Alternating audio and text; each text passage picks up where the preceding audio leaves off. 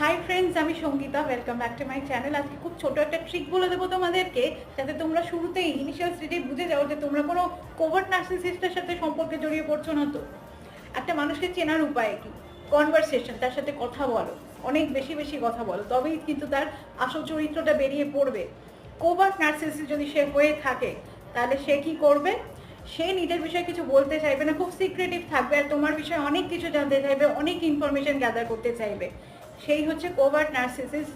এবং তোমার মনে হবে কি, সে নিজের বিষয়ে যতটুকুই বলছে তোমাকে, সেটার কোনো দাম নেই। তুমি সেই ইনফরমেশনের মাধ্যমে তুমি সেই মানুষটার আসল চরিত্রটা বুঝতেই পারছো না।